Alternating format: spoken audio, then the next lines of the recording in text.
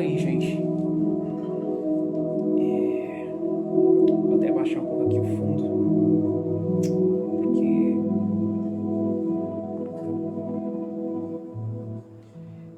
deixa eu dar uma olhada aqui no texto aqui, para mim começar isso hoje. Deixa eu ver aqui. Onde é que tá? Se eu acho esse texto.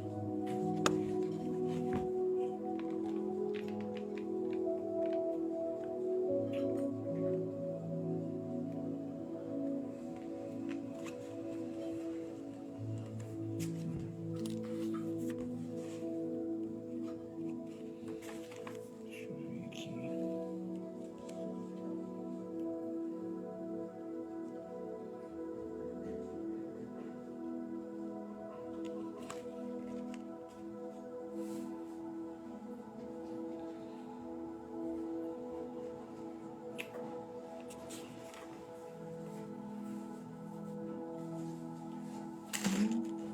Outra, gente. Cuidado aí. Cá, vem. Cuidado. Quer ler, né, compadre? Deixa eu ver aqui. Se você quer hoje participar desse estudo comigo, hoje é um estudo, gente. Você vai participar desse estudo comigo. Na verdade, eu comecei esse estudo, eu já tenho feito ele há muito tempo, mas hoje eu comecei ele. A primeira pessoa que eu estudei hoje, compartilhei hoje, nesse dia hoje, foi com o Beto, né? Então, para a gente dar continuidade a esse estudo, seria bom você ter um caderninho assim, uma coisa assim, para anotar, né? Uma caneta para anotar, seria bom. Não vai humilhar a gente, não. Pode ter certeza que você não vai se humilhar. Se é o meu dia, o meu foi perfeito. O meu foi perfeito. Acredito que o de vocês também, né? Mas vamos lá. Quiser anotar algumas coisas que você achar que é interessante, eu não vou dizer o que é. Eu vou falando, eu vou citando algumas citações aqui, aí se você ver, você anota aí para você pesquisar depois na internet, com mais calma, sei lá. Agora eu estou procurando um texto aqui de um amigo meu. Deixa eu ver se eu encontro. É do Flávio Siqueira. Um texto que tem a ver com essa mensagem, gente. Deixa eu ver.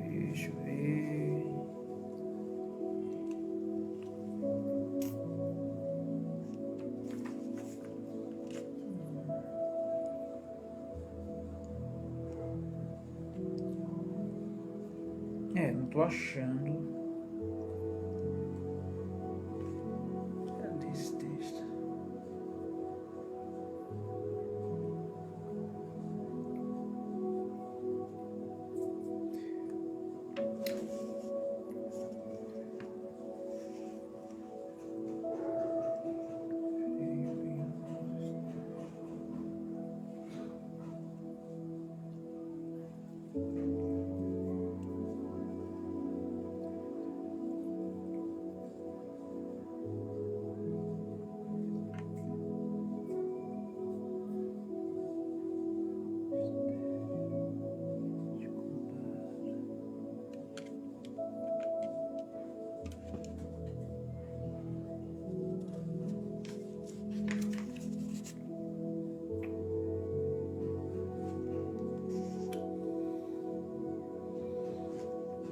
Não vai dar para achar não, Beto. Esse texto aqui não vai dar não. Achei, Beto, achei. Vamos lá. O nome do texto é Deus no Corrupto.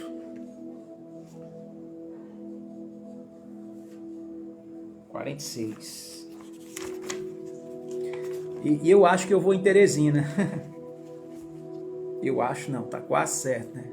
Acho que Deus é que acha que eu vou em Teresina.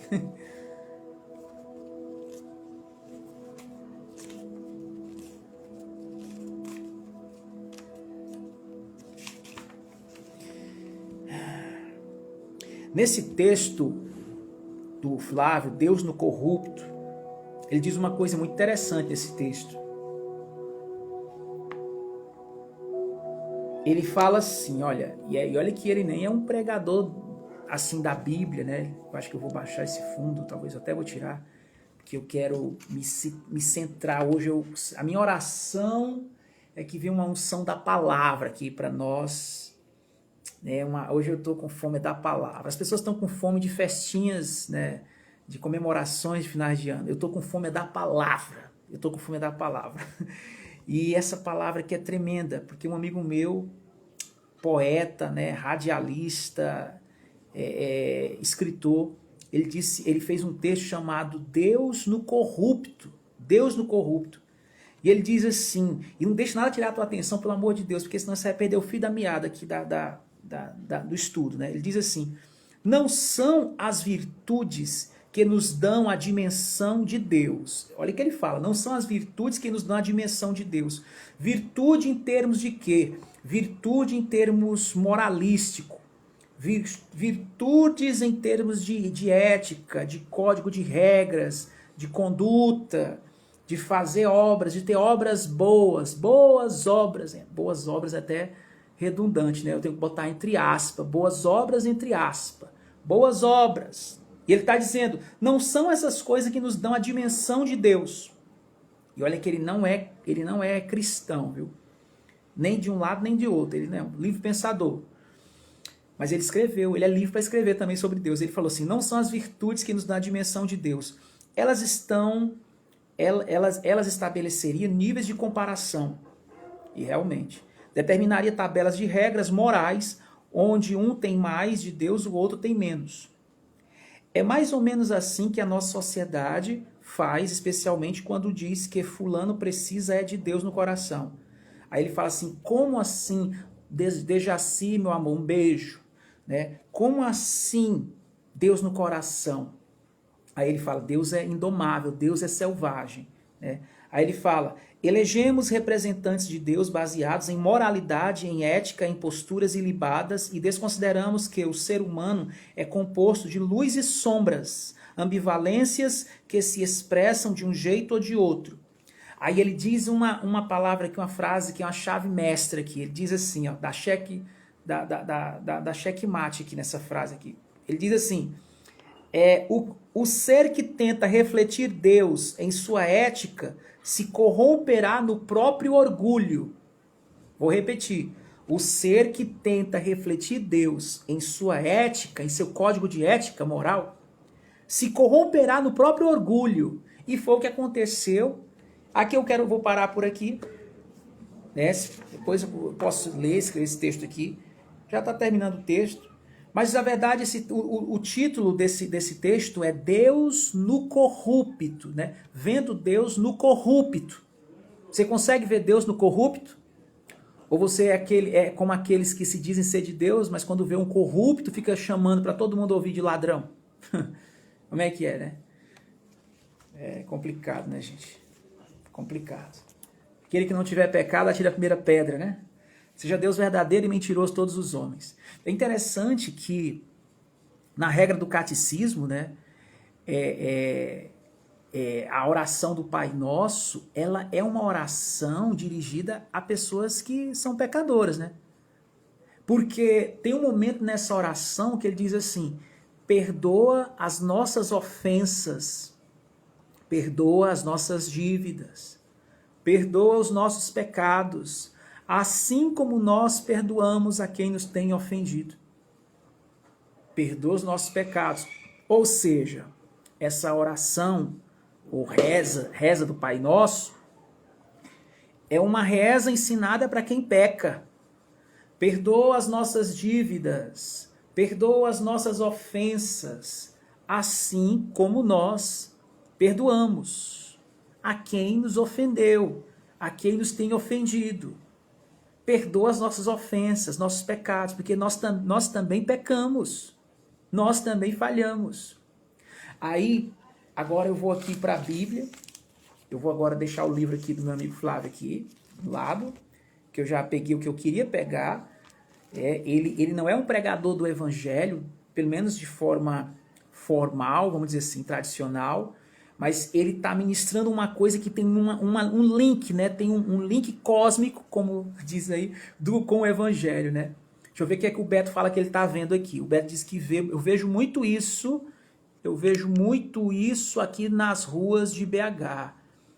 Quando alguém furta um celular, aí os cidadãos de bem têm orgasmos quando a polícia consegue pegar. Rola um lixamento moral. É complicado, né? Ixi, a minha tela aqui, parece que deu uma travadinha aqui na minha tela. O Dejaci falou verdade, né, Dejaci? Verdade. E, rapaz, só que a nossa proposta hoje aqui, Dejaci, nessa segunda humana, reconhecendo nossa humanidade, é transcender tudo isso, né? É transcender tudo isso. Eu gosto de um louvor, vou parar aqui para me cantar esse louvor. Esse louvor ele diz assim, né? Deus mais uma vez segura minhas mãos, minha alma aflita pede tua atenção. Cheguei no nível mais difícil até aqui, me ajuda a prosseguir. Quando penso que sou forte, fraco eu estou, mas quando eu reconheço que sem ti eu nada sou, alcanço os lugares impossíveis, me torno vencedor. Estou sentindo minhas forças indo embora. Isso na carne dela, né? A tua presença me renova nessa hora. Aí o Senhor vem e me leva além. O meu sonho de chegar está tão longe. Realmente, você está sonhando. Para de sonhar.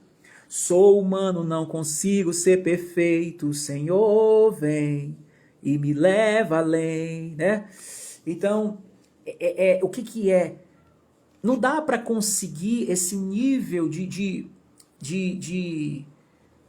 comportamento assim impecável, sabe?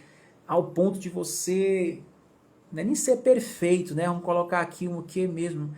Ser uma pessoa boa, é isso que a gente coloca, uma pessoa boa? Vamos lá, uma pessoa boa, né? E você vai ver depois, lendo a própria Bíblia, que não precisa ser perfeito para ser uma pessoa boa, né? Agora, nós julgamos muito mal o que é bom e o que é mal. A gente fica confuso demais sobre isso aí. Dá uma confusão. E o evangelho, ele vem para desmistificar isso.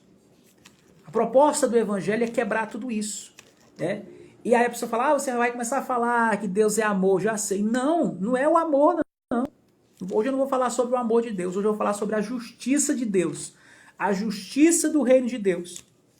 E tem uma coisa muito tremenda aqui, quando a Bíblia diz aqui em Romanos, a carta de Paulo aos Romanos, está escrito uma coisa muito forte aqui. Eu já li aqui, mas eu vou ler novamente, Romanos capítulo 3, Romanos capítulo 3, que ele diz assim, ó, Romanos capítulo 3, versículo de número 23, Romanos 3, 23, se você tiver com a Bíblia, eu vou esperar você encontrar na sua Bíblia, na sua casa, para a gente participar desse estudo hoje.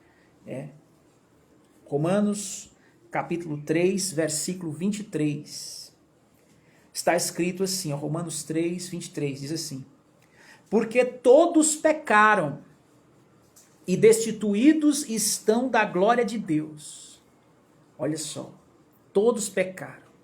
Quando ele diz aqui, quando Paulo escreve falando assim, porque todos pecaram, todo mundo pecou. E aí a gente fala assim, mas como é que todos pecaram? Como é que é isso? É interessante porque no Salmo 51, o rei Davi diz uma coisa interessante. O rei Davi, eu vou passear hoje na Bíblia, gente, tá? Depois você vê essa live gravada, aí você entende que já que você não consegue achar os versículos rápido, 15 anos de fé e ainda está procurando no índice, né? Fazer o quê? Passou o tempo todo só comendo pastel na cantina da igreja, é o que deu. Aí não aprendeu a encontrar os versículos rápidos. Mas vamos lá. Vamos lá, né? Aleluia. Salmos, capítulo 51, diz uma coisa interessante. No capítulo 51, esse salmo dizem que ele foi feito logo depois que Davi cometeu um ato de adultério. E foi descoberto e tal. E aí ele veio fazer esse salmo, né? E ele diz no versículo 3, Salmo 51, verso 3, ele fala: porque eu conheço as minhas transgressões, e o meu pecado está sempre diante de mim. Aí verso 4 ele fala: contra ti somente pequei, e fiz o que aos teus olhos é mal, para que seja justificado quando falares e puro quando julgares. E aí o verso 5 ele diz assim: eis que em iniquidade fui formado, e em pecado me concebeu minha mãe. iniquidade fui formado e em pecado me concebeu minha mãe. Trocando em miúdos, porque o tempo aqui é curto, para resumir, ele tá reconhecendo aqui, dizendo assim, olha, eu já nasci em pecado. Eu nasci da carne, e carne e sangue não herda o reino de Deus. E aí vem aquela pergunta, eu peco porque sou pecador, ou eu sou pecador porque peco? Vou repetir, eu peco porque sou pecador, ou sou pecador porque peco? E aí, o que é que você acha? Acha não, né, gente? Ficar com axiologia hoje não. Mas o que é que a Bíblia fala sobre isso? Eita, faltou a missa, né? Do dia da aula de justiça de Deus. Por isso é complicado. Faltou o catecismo, faltou a primeira comunhão. Se bem que essas coisas não ensinam isso, né? Infelizmente, ensinam mais sobre liturgias, regras e dogmas de prédios, mas não ensinam o que a gente precisa aprender para ficar livre da culpa no nosso peito, livre da culpa na nossa alma, livre da culpa dentro de nós. E quando a gente estiver conversando com a nossa família, com o filho, com a filha, com o marido, com o amante, com o ex, a gente poder trocar esse nível de ideia com essa pessoa. Porque as pessoas não querem conversar muito sobre isso. Não, esse assunto não me interessa. Mas interessa sim. Porque esse assunto não me interessa, mas aqui e acolá a gente se flagra, se pega numa DR, num perrengue, discutindo relacionamentos, sim ou não. Discutindo porque que não deu certo aquilo. Discutindo aquela separação, discutindo aquela suposta traição, discutindo a conexão que não está dando certo, né? E as pessoas falam assim, mas o que a Bíblia tem a ver com isso? Tem a ver demais. Tem a ver demais. Mas nunca me disseram isso, por isso que eu te convido a participar dos estudos aqui. Por isso que eu convido você a assistir, maratonar, já vai e segue lá no YouTube, segue a comunidade Sparco de Amor aqui no Instagram, aí segue no YouTube também Sparco de Amor, tem os vídeos gravados com lives minhas, estudos com 1 hora de pregação, 1h15, 2 horas, sei lá. Escuta, quando você estiver lavando a louça na cozinha, estiver em casa, dia de feriado, esses dias que foi feriadão, aproveita para maratonar, para você que tem fome, diz, poxa, eu quero aprender algo mais sobre Deus, para mim não me chegar diante de Deus me sentindo culpado, me sentindo condenado. Não é, Dejaci?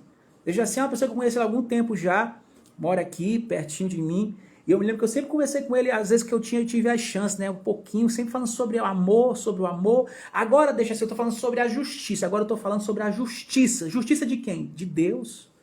Não são as pessoas que dizem que Deus é amor, mas também é justiça? Agora, o que é essa justiça? Essa justiça é para condenar o Dejaci? Essa justiça é para condenar as pessoas? Quando as pessoas falam assim que Deus é amor e também é justiça, ele está querendo dizer o seguinte, olha, se você fizer coisa boa, Deus te ama. Se você fizer coisa mal, Deus te castiga. Só que não é isso que eu estou entendendo quando eu estudo isso aqui. Aqui está dizendo outra coisa, não é que não vai ter um castigo, aliás, não é que não teve um castigo. Só que esse castigo aqui, de que nos justifica, não está apontado para você e para mim. Não, eu não sou o Cordeiro de Deus. Não nesse sentido expiatório não. Porque o Cordeiro tinha que ser perfeito. Então não sou eu, nem é você. E aqui o texto diz que todos falharam. Davi chega a falar que a falha dele, os erros dele não vêm depois que ele se tornou rei. O reino dele vem desde que ele nasceu, desde que ele estava no ventre da mãe dele. Ele diz assim, olha, eu sou nascido da carne, eu tenho uma natureza pecaminosa. Então como é que é? Eu peco porque sou pecador ou sou pecador porque peco? Acho que é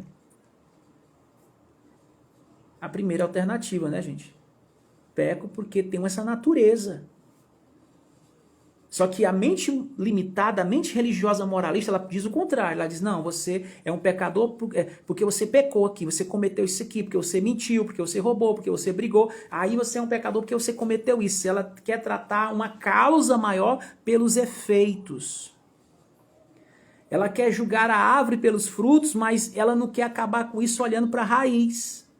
Onde é que está a raiz disso, gente? Aí Davi foi lá e disse, logo foi lá na raiz, ele disse, não, isso aqui, esses meus erros não vêm de agora. Esses meus erros, eu já nasci em pecado me concebeu minha mãe. Eu sou nascido da carne. E a Bíblia diz que nem carne nem sangue pode herdar o reino dos céus. Nem carne nem sangue. Aí Jesus diz assim, é necessário nascer de novo. O que é nascido da carne é carne. Não te maravilhes de eu te dizer, Nicodemos, é necessário nascer de novo. E olha que agora aqui, quando o Evangelho de João, por exemplo, capítulo 3, Jesus fala para um mestre em Israel, para um homem que tinha uma boa conduta moral, um homem que não era mau, pelo menos socialmente falando, religiosamente falando, ele não era mau. É tanto que Jesus disse, tu és mestre em Israel e não sabe disso? E não sabe disso, o Nicodemos era uma pessoa boa. É uma pessoa boa. Mas Jesus disse assim, isso não é suficiente. Não é suficiente. E é interessante, porque tem um texto também aqui, acho que é Lucas, deixa eu ver, onde Jesus fala que ele tem um encontro com um jovem rico, né? Um jovem rico, e Lucas, depois se alguém perguntar sobre esse estudo, fala assim, ah, mas ele citou a Bíblia lá, ele fala assim, citou, ele cita a Bíblia.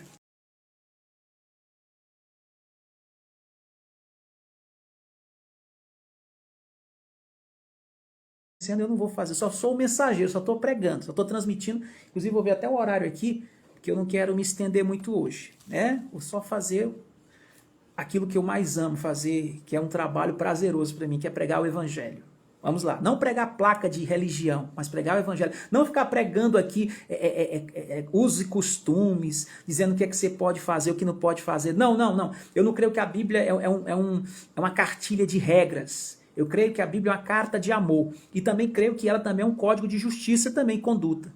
Só que essa justiça que eu vou te mostrar hoje é diferente do que te disseram. Essa justiça é diferente. Mas primeiro eu quero te mostrar aqui que por mais que você seja uma pessoa boa, isso não te justifica diante do trono de Deus, diante do reino, para entrar no reino. Não é isso que nos justifica, porque isso é chamado de justiça própria. E não é isso que justifica. E aqui, em Lucas 18, Jesus vai ter um encontro com um jovem rico. Dizem que esse jovem rico era um advogado, inclusive, né? Dizem que ele era um advogado. E o jovem chega para Jesus no capítulo 18, versículo 18, e ele diz assim, perguntou-lhe um certo príncipe. Príncipe aqui porque ele era um dos principais em termos de autoridade, e ele era um legislador. E aqui fala assim, dizendo, olha o que ele diz para Jesus. Bom mestre, que hei de fazer para herdar a vida eterna? Jesus lhe disse, por que me chamas bom? Olha o que Jesus está perguntando para ele. Por que me chamas bom? A gente gosta tanto desse negócio, né? De dizer, fulaninho é bom. Ai, fulaninho é tão boa, fulaninho é tão bom. Bom em que sentido? Bom em que sentido que ele é bom? Por que me chamas de bom? Mestre bom. Bom mestre, por que você me chama de bom? Ele nem perguntou por que você me chama de mestre, mas ele disse, por que você me chama de bom? Eu posso ser mestre, né? Osho era um mestre, mas não era um mestre bom, né, gente? Não era. O que é bom aqui, né? E aí Jesus está falando aqui com um advogado, então ele vai tocar na questão da legislação, né? Ele diz assim, por que me chamas de bom? Aí ele continua, ninguém é bom. Ninguém é bom. Só, se não um, quem é esse um que é bom? Aí ele fala, é Deus. Só Deus é bom. Olha aí, gente. Aqui dá para contextualizar com aquela passagem que nós começamos hoje, o estudo, né? Romanos 3, acho que é 23, né? Que diz, porque todos pecaram, todos falharam, e destituídos estão da glória e da santidade de Deus, estão desviados de Deus. Todos falharam. Aí Jesus fala aqui, por que você me chama de bom? O próprio Jesus. Por que ele está dizendo que ele não é bom? A gente sabe que Jesus é bom, mas ele está nos dando um modelo como seres humanos, nesse corpo humano, como é que a gente deveria proceder diante dessas palavreadas, essas palavras humanitárias que na verdade nos engoldam, nos ilude, nos engana. Nos rouba, na verdade, a ajuda do alto por um elogio fajuto de autoajuda. Não quero isso. Eu não quero isso porque o efeito disso é transitório, tem prazo de validade, vai acabar logo. É uma empolgação que não dura um mês. Depois você está lá de novo de ressaca moral, né? Então não adianta. O evangelho não é uma coisa que você toma para passar um mês se sentindo motivado, se sentindo santo, e logo depois a casa cai e você cai numa tristeza, numa melancolia, numa ressaca moral e fica aí se culpabilizando, entra numa contrição, né? Fica todo compungido, todo com remorso. Não, isso não é efeito de quem experimenta o verdadeiro evangelho. O verdadeiro evangelho nos liberta dessa culpa, nos liberta dessa condenação, nos liberta do dedo apontado na nossa cara, mostrando os nossos defeitos, nos liberta de toda essa culpa, gente. O evangelho que eu prego, que eu vos anuncio, é o evangelho que tira de nós o fardo da culpa, o peso da culpa. Já não bastava o peso do pecado, né? Agora o peso da culpa também. Porque também tira o peso do pecado. E isso é na sua consciência, você começa a despertar para um novo nascimento. Davi disse, minha mãe me concebeu em pecado, e agora? Agora nasce de novo. Nascer como? Aí Nicodemos pergunta, como se eu já estou adulto, já estou velho? Como? Você é mestre em Israel e não sabe. Isso só prova que ninguém é bom. E que não é porque a pessoa é boazinha que ela vai poder discernir as coisas espirituais. Não é porque a pessoa é boa, paga as contas em dias, não anda perseguindo as pessoas. Irmão, se você é uma pessoa respeitável, uma pessoa em que não há dolo, uma pessoa honesta com seus impostos, se você paga suas contas em dias, olha, irmão, você não está fazendo nada mais do que o seu dever como cidadão. E a pessoa fala assim, sabe o que vai me levar para o céu? O que me leva para Deus é eu fazer coisas boas. E o que me leva para o inferno é eu fazer coisas ruins. Isso tem uma verdade nisso? Tem, mas não é toda a verdade. Isso é só uma parte da verdade. Isso é só uma pontinha do iceberg. Porque, né, como diz assim, o negócio é bem mais embaixo, bem mais profundo. Vamos dar um mergulho nisso, nas profundezas do oceano da graça, do Espírito, para a gente entender as revelações disso.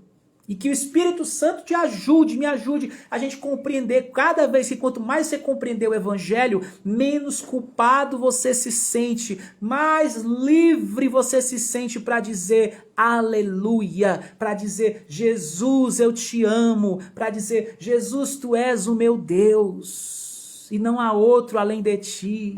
E nenhuma condenação há para aqueles que estão em ti. Eu estou em Cristo. E se alguém aqui está em Cristo, é uma nova criatura. As coisas velhas estão passando da tua vida. E tudo está se fazendo novo na sua vida. Porque Ele tem um renovo para você, do Espírito na sua vida. Isso já está acontecendo. Olha, eu estou sentindo uma unção, a presença aqui, me confirmando que pessoas que estão nessa live aqui desde o começo já estão sendo tocadas por um toque diferente, um toque maravilhoso. Não se espante se você se arrepiar aí, não vai ficar assombrado não, porque não é nenhuma alma penada te assombrando, não é assombração não é o fantasminha não, é a presença do Espírito Santo de Deus aí na sua vida. Porque eu não posso fazer isso, eu só sou um mensageiro, sou um homem, tanto eu quanto você precisamos dessa presença, ela está aqui comigo agora, aqui onde eu estou ela está comigo, mas eu sinto também que ela está aí contigo, eu tento te dizer que ela está contigo agora, eu tenho que anunciar essa boa nova, nesse dia 25 de dezembro de 2023, a presença da sala está aí contigo também te tocando neste momento agora. E a palavra diz que o que duas pessoas concordarem na terra acerca de qualquer coisa será concordado nos céus. Então concorda comigo agora. Concorda comigo agora essa presença se manifestando aí no teu coraçãozinho, aliviando o peso da culpa, te tirando, te libertando da condenação, te libertando daqueles pensamentos que te oprimem, que te diz que você não merece. Não se trata de merecer, ninguém merece. Jesus disse, por que me chamas de bom? Ninguém é bom, só tem um que é bom, é Deus. Só Deus é bom. Gente, é tremendo. Olha, eu estou vendo agora um outro texto aqui tão forte, que mostra o poder de você crer em Jesus, de você estar com Jesus. Ele é o teu advogado, gente. Ele é o teu advogado. E aqui tem uma coisa muito forte na primeira carta de João, já lá perto de Apocalipse, né? Carta de João, perto de Apocalipse. E olha o que diz aqui nessa carta de João, pertinho de Apocalipse. Deixa eu ver se eu acho aqui na minha Bíblia aqui, para me ler para você. Olha que verdade maravilhosa. Diz assim, ó. Primeira epístola de João, capítulo 1, diz assim, versículo 8, fala assim: se dissermos que não temos pecado, enganamos-nos a nós mesmos e não há verdade em nós. Tá aí. Então tem que ter humildade para reconhecer. Ah, mas eu sou uma pessoa boa, eu não vejo pecado em mim, eu sou bem, eu sou moralmente correto, tá certo? Mas ainda assim você não é perfeito. E ele está dizendo, se dissermos que não temos pecado, enganamos-nos a nós mesmos. E a pior coisa que tem é uma pessoa enganada a si mesma. É uma pessoa iludida com ela mesma. É a pior coisa, não tente convencer uma pessoa assim, não dá. Por mais que a gente fale, ela está totalmente engodada. Tem que abrir, só o Espírito Santo para abrir os olhos dela. E olha lá que para ele abrir, ela também vai ter que deixar. Ainda tem isso, que ele não vai forçar ela a enxergar isso. Aí ele diz aqui assim no verso 10, ele fala: se dissermos que não pecamos, fazemos-lo mentiroso, e a sua palavra não está em nós. Sabe por que eu sei que a palavra de Deus está em mim? Segundo esse texto aqui, porque eu reconheço que tenho falhas. Eu reconheço que eu, em mim mesmo, eu sou pecador, não mereço nada de Deus, não merecia nem estar aqui. Não era nem digno de estar aqui se eu tivesse aqui confiando nas minhas habilidades de falar, nas minhas habilidades de fazer uma palestra, de fazer uma live. Não, eu reconheço, eu não fiz cursos, eu não tenho uma boa oratória, eu não sei, eu nunca fiz curso para me saber como falar numa live. Não! Isso foi acontecendo com a minha conexão com o Todo-Poderoso, com essa palavra aqui. Se relacione com a palavra. Você que tem medo de fazer uma live porque se sente inseguro, sente insegurança nas palavras, o que você vai fazer? Qual é o tema da tua live? Que conteúdo você quer levar? No meu caso aqui eu prego o evangelho. Eu estou pregando o evangelho. Não prego religião, não prego placa de igreja, estou pregando o evangelho. Então o que eu faço? Eu me relaciono com esse evangelho. Aqui está dizendo, se eu digo que eu não tenho pecado, então a palavra dele não está em mim. Então eu disse, eu não sou perfeito, tenho minhas falhas. E aí a pessoa começa a entender, peraí, então quer dizer que uma pessoa que tem pecado, que tem falhas, pode falar da palavra de Deus? Pode! Pode não, deve. Bora, Dejaci, eu estou precisando de você, bora comigo, vamos pregar juntos. Bora, Beto, bora, Rita, bora todo mundo, bora pregar o evangelho juntos. Vamos fazer isso aqui em todo o Brasil e no mundo onde Deus nos guiar nessa jornada. Nós somos muito mais do que turistas, nós somos missionários, os missionários da última hora, desta hora agora, né? Vamos lá pregar o evangelho, não impondo nada a ninguém, não acusando, não sabe, colocando um fardo que Deus não mandou para as pessoas, mas ministrando essa boa nova, essa boa notícia, aliviando um pouco a culpa do peito das pessoas, do coração que é tão atormentado, oprimido com tantas palavras aí que dizem que é de Deus, né? Dizem que é de Deus, né? Mas aqui eu estou lendo hoje aqui, estou citando aqui. Se dissermos que não temos pecado, então a palavra não está em mim. Eu tenho sim. E por que você prega? A condição de pregar não é não ter pecado. É entender o que Deus fez com os meus pecados. Aleluia. O que Deus fez com os meus e os seus pecados? De todo mundo, hein? Isso faz toda a diferença quando você capta esse entendimento, quando você tem essa revelação. Aí isso te levanta, te faz se levantar em vez de ficar prostrado diante da culpa, da condenação. Aí ele diz no capítulo 2, verso 1, ele fala: meus filhinhos, estas coisas vos escrevo para que não pequeis. Ele não está aqui, né, pregando assim, bora pecar. Não é isso, não. Ele diz para não pecar. Para não pecar. E se alguém pecar, ele fala, temos um advogado. Aí está a diferença, temos um advogado. Um advogado diante de Deus. E o nome dele é Jesus Cristo, o justo. E ele é a propiciação pelos nossos pecados. E não somente pelos nossos, mas também pelos de todo o mundo. Porque Deus amou o mundo de tal maneira que deu o seu Filho, para que todo aquele que nele crê não pereça, mas tenha a vida eterna. Ele não veio para condenar o mundo, veio para salvar. Mas os homens amaram mais as trevas do que as luzes. Os homens amam mais ficar nessas tenebrosidades das culpas, se culpando, debaixo de questionamento, tateando a verdade no escuro. Mas a luz está aqui esclarecendo tudo. Não há mais condenação para você que está em Cristo Jesus. Embora não esteja filiado a alguma religião. Mas se está filiado a uma religião, mas não está em Cristo, segundo esse estudo bíblico, então você está fora, né? Está fora do padrão de salvação, de aceitação, de justificação.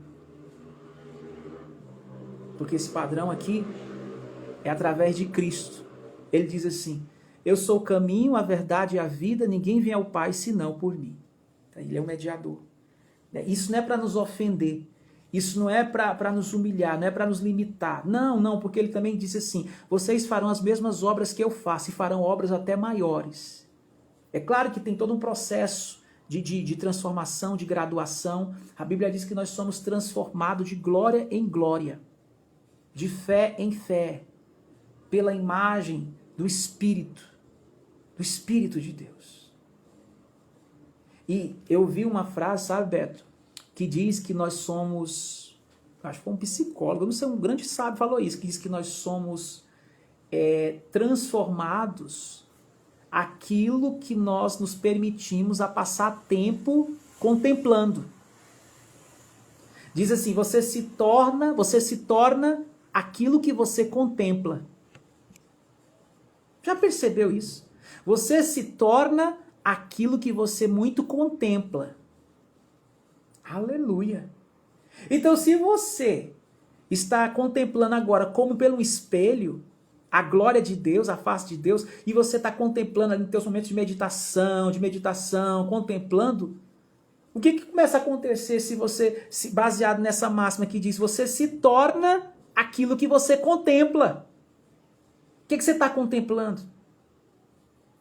Porque se você começar a ter um momento de meditação, de comunhão, sabe? Com o Todo-Poderoso, sabe?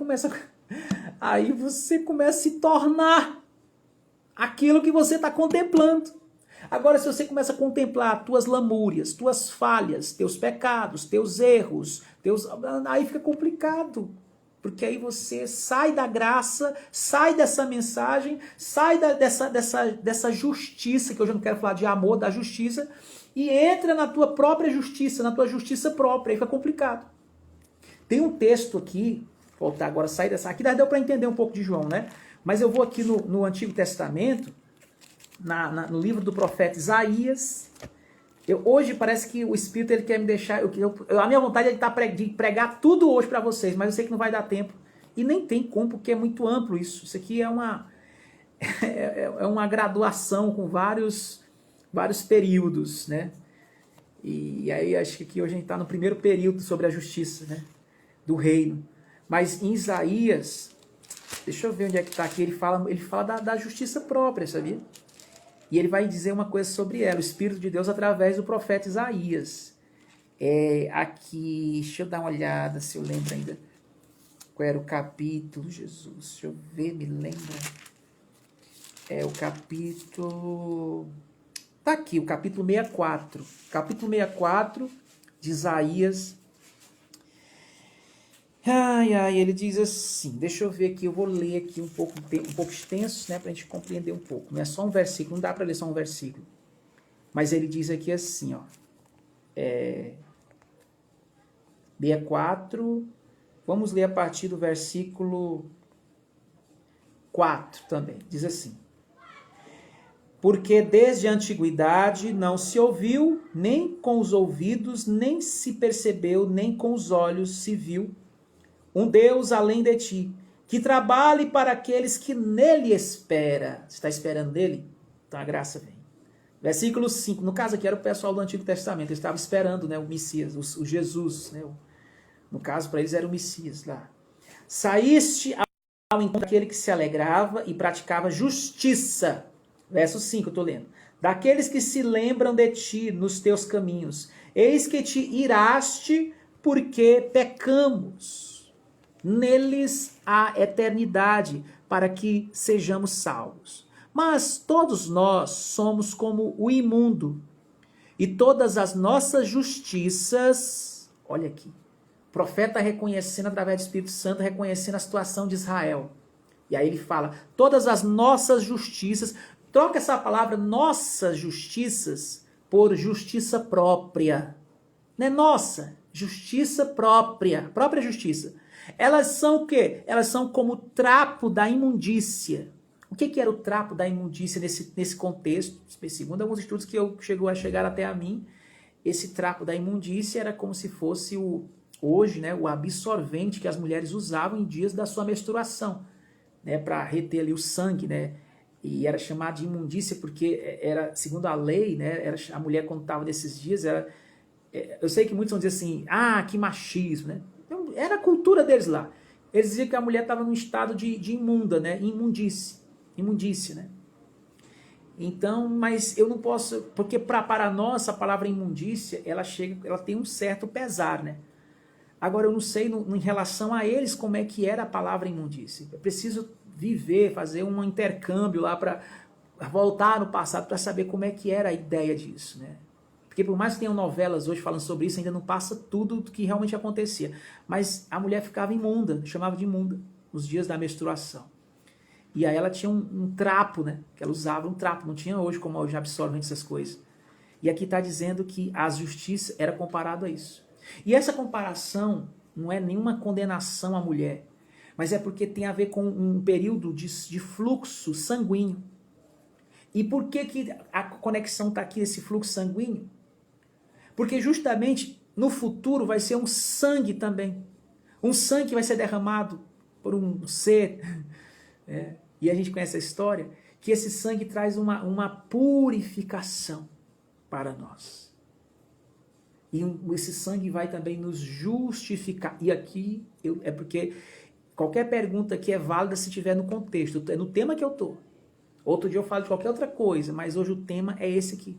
É a justiça, a mensagem da cruz. Segundo a Bíblia. Só vai encontrar mesmo na Bíblia esse tema, né? Essa mensagem aqui. Então está aqui. Eram falhos, as suas justiças próprias era como o trapo da imundícia.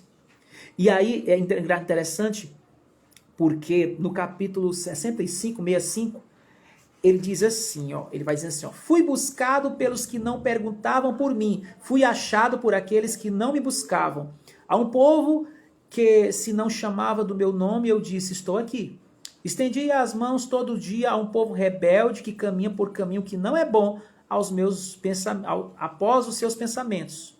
Era um povo totalmente independente, totalmente distante da dependência a Deus. Eles não dependiam de Deus, dependiam só de si mesmo.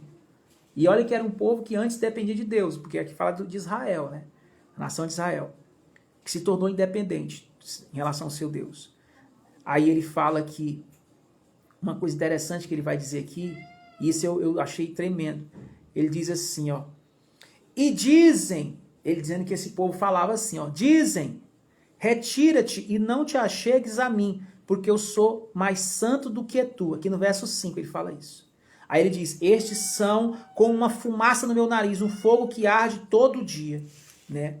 Ele estava aqui o profeta demonstra a ira de Deus em relação ao moralismo dessas pessoas, a justiça própria delas.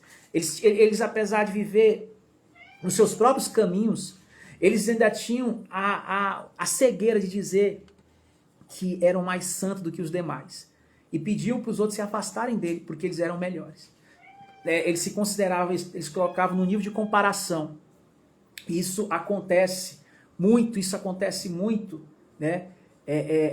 Quando a gente está numa mentalidade cheia de moralismo. Cheia do moralismo. A gente fica se comparando. Só que essa não é a justiça de Deus, essa não é a proposta do Evangelho. A proposta é sair disso. Primeiro passo, segundo hoje, o estudo de hoje, é reconhecer nossas falhas. É estar reconhecendo essas falhas. E quem é que faz isso com a gente? É interessante.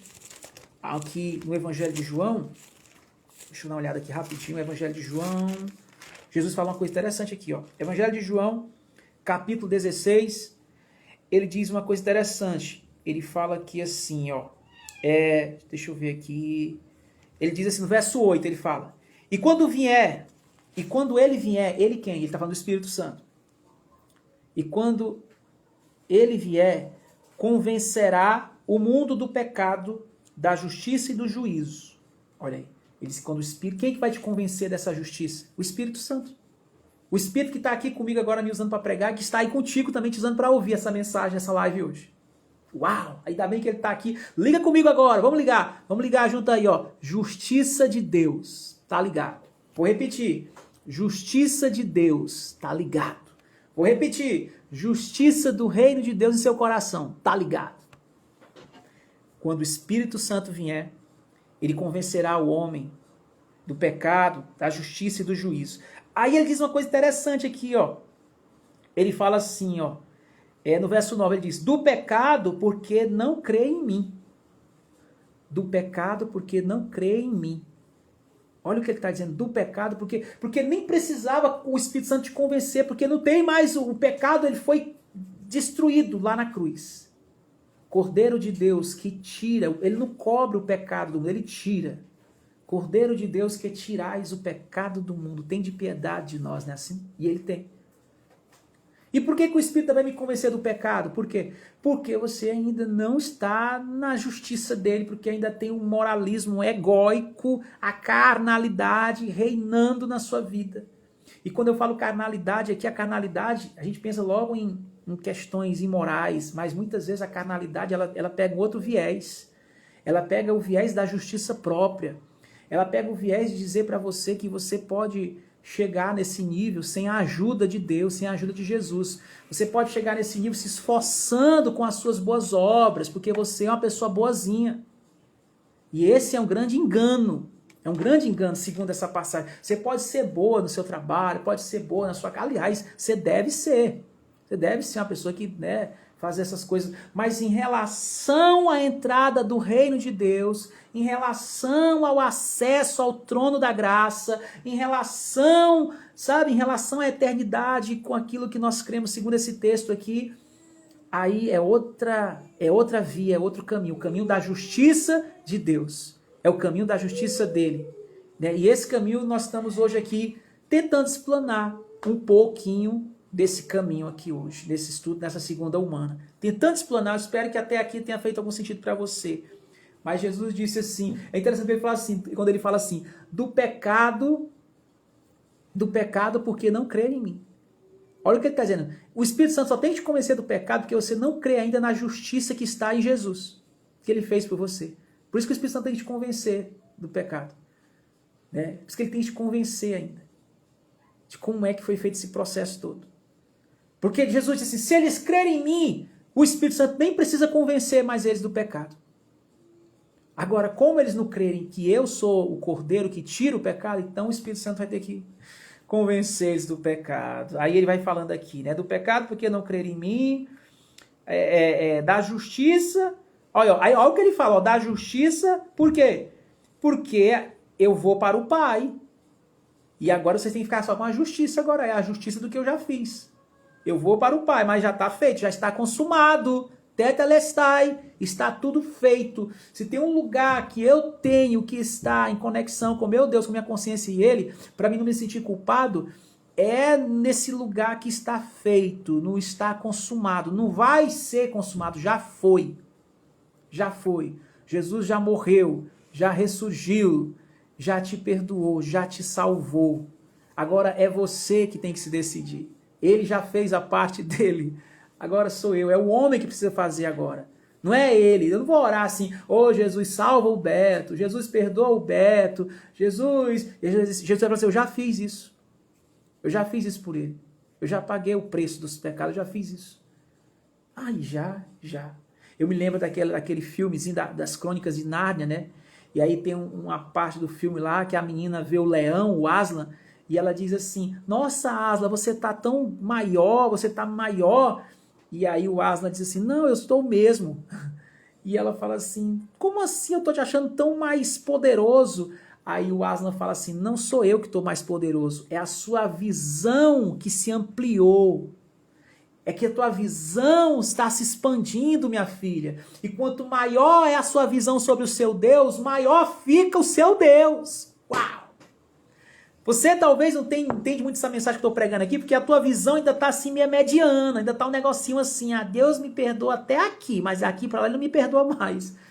Mas à medida que você se permitir o Espírito Santo aí, te convencer, te guiar, te mostrar, te guiando em toda a verdade, você vai começar a ver. Aí um dia você vai entender, agora eu entendi que aquele homem pregava desse jeito sobre Deus, sobre o reino de Deus, porque ele pregava sentado na casa dele e pregava como se estivesse pregando para uma multidão num prédio, uma palestra para mais de 300 pessoas. Como é que esse homem faz isso? É a fé dele, é porque a visão dele foi ampliada. Ele tem uma expansão da consciência em relação ao que ele fala do tamanho do Deus dele. O meu Deus é do tamanho da minha visão que eu tenho em relação a ele. O seu Deus é do tamanho da sua visão. O seu perdão, a sua justificação, a sua aproximação, a sua amizade com Deus é do tamanho da visão que você tem do que Deus é para você.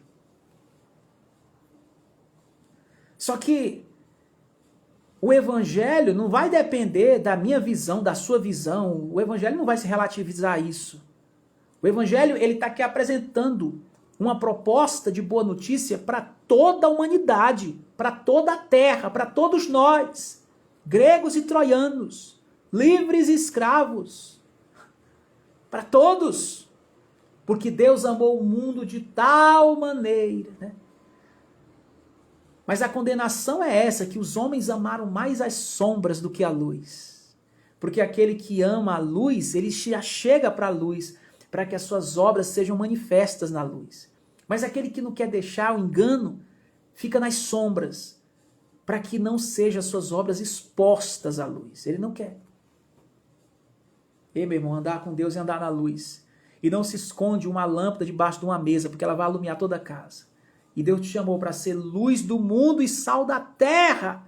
Por mais oculto que eu esteja aqui, por mais que nada em oculto que não seja revelado, essa mensagem eu sei que ela está chegando de maneira longínqua, está alcançando lugares longe, está chegando aí esse canal, gravar esses vídeos, vai estar chegando em pessoas que estão mexendo na internet, no celular, no computador, e vão estar de repente se deparando com essa tela, com essa mensagem, e vão se permitir esse toque de amor, esse toque de justiça, mas não a justiça para te castigar, mas uma justiça para te esclarecer quem foi castigado no seu lugar, quem sofreu no seu lugar, porque Deus amou o mundo de tal maneira que sofreu no meu lugar, no seu lugar, e aquela que reconhece esse preço que foi pago por mim e por você, esse recebe de graça o dom da vida. Irmãos, aqui eu quero finalizar. O estudo não acabou. Não acabou. Só acabou a aula de hoje, tá bom? Só acabou a aula. Hoje foi só uma introduçãozinha. Foi só uma pequena introdução. Primeiro mostrando que o primeiro nascimento, ser filho do meu pai e da minha mãe, ter a minha bondade própria não é suficiente para acessar essas verdades sobre a justiça do reino de Deus. Esse acesso ao próprio Deus, esse acesso para me estar diante dele, na presença dele, sem me sentir culpado ou sem me sentir também bonzinho, achar que eu só vou se eu merecer, porque você pode observar que tem pessoas que fazem coisas boas, mas ainda assim, uma hora dessa elas vão falhar. Por mais que elas façam 1000 coisas boas, às vezes elas fazem uma falha. E se errar uma coisa, e aí? E outra, é como disse Davi, minha mãe me concebeu em pecado. Ela nasceu da carne, faz coisas boas, dá para aprender a fazer coisas boas. Só que a entrada no reino de Deus não tem a ver com fazer, com o que você faz. O jovem rico lá perguntou, o que eu posso fazer, bom mestre, para herdar a vida eterna? O que eu posso fazer? Jesus disse, não se trata de fazer, meu irmão. Aqui não se trata na religião do fazer. Não é fazer. Não é fazer. Você não tem que fazer. Crede em mim. Na casa do meu pai há muitas moradas. Se não fosse assim, eu não teria dito. Vou preparar lugar para vocês. Portanto, não se perturbe os vossos corações. Crede em mim. Crede em mim. Eu sou o caminho, a verdade e a vida. Ninguém vem ao Pai senão por mim. Que você possa refletir sobre isso nessa noite.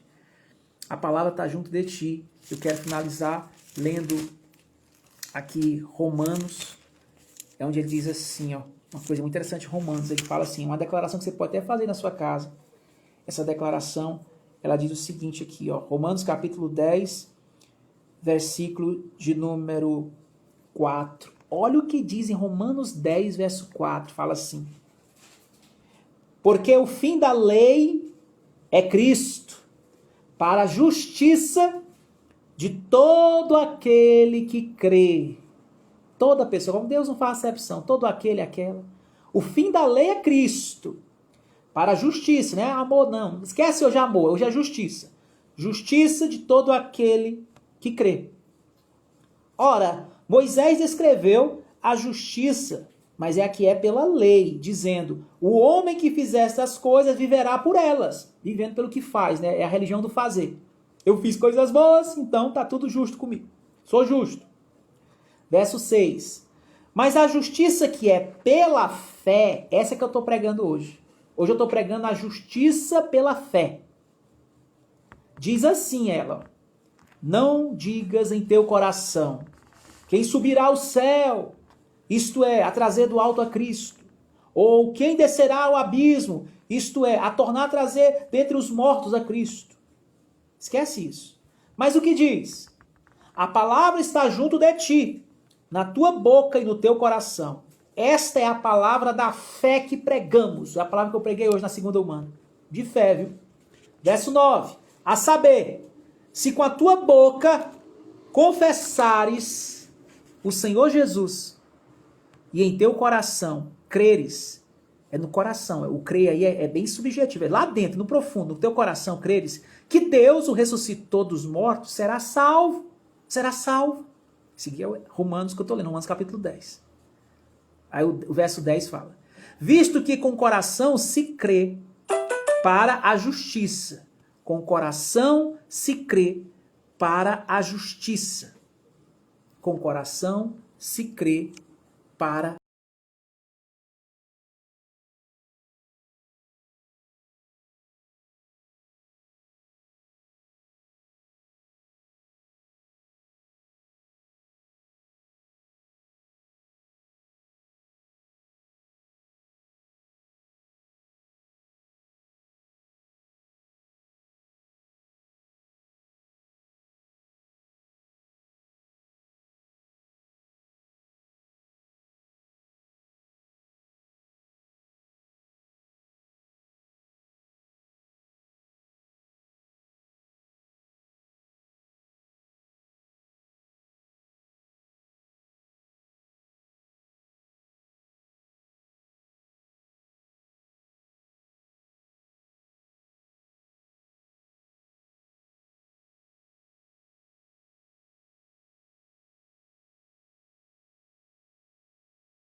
será salvo. Esse aqui é Romanos que eu estou lendo, Romanos capítulo 10. Aí o verso 10 fala: visto que com o coração se crê para a justiça. Com o coração se crê para a justiça. Com o coração se crê para